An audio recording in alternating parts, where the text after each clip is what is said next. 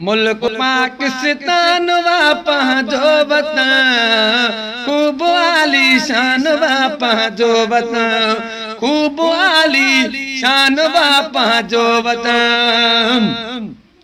मुल्क के कदी जी सवारूं पाण सबू,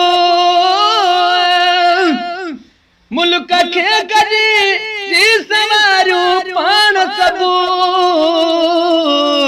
तो असांजो मानवा पंहिंजो वतन, मुल्क पाकिस्तान वा पंहिंजो वतन, मुल्क पाकिस्तान वा पंहिंजो वतन। सिंधु सरहद था घुमूं पंजाब खे, सिंधु सरहद था घुमूं पंजाब खे, ऐं बलोचिस्तान वा पंहिंजो वतन, मुल्क पाकिस्तान वा पंहिंजो वतन। जान ॾींदा से मिटे हिन मुल्क ते, जान ॾींदा से मिटे हिन मुल्क ते, पाण जो ईमान वा पंहिंजो वतन, मुल्क पाकिस्तान वा पंहिंजो वतन, मुल्क पाकिस्तान वा पंहिंजो वतन। टुलु कराची होतड़ी थर पार कर,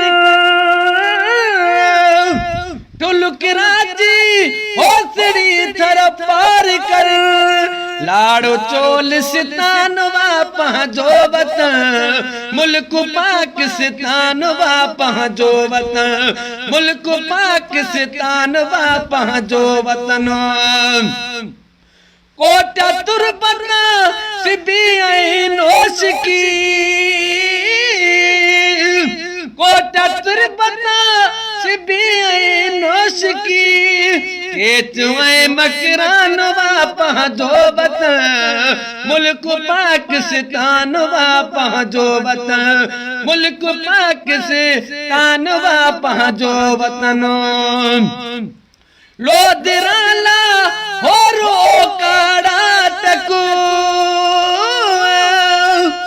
लोधराला होरो काड़ा टकू, आमियासी मुल्तान वा पंहिंजो वतन, मुल्क पाकिस्तान वा पंहिंजो वतन, मुल्क पाकिस्तान वा पंहिंजो वतन।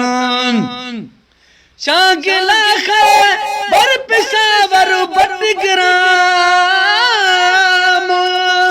शागिला बर पेशावर बटग्राम, दीर को इस्तान वा पंहिंजो वतन, मुल्क पाकिस्तान वा पंहिंजो वतन, मुल्क पाकिस्तान वा पंहिंजो वतन।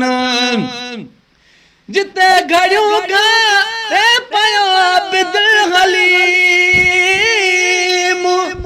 जिते घड़ियूं घारे पयो आबिद हलीम, सो रेगिस्तान वा पंहिंजो वतन, मुल्क पाकिस्तान वा पंहिंजो वतन, खूब आलीशान वा पंहिंजो वतन, मुल्क पाकिस्तान वा पंहिंजो वतन।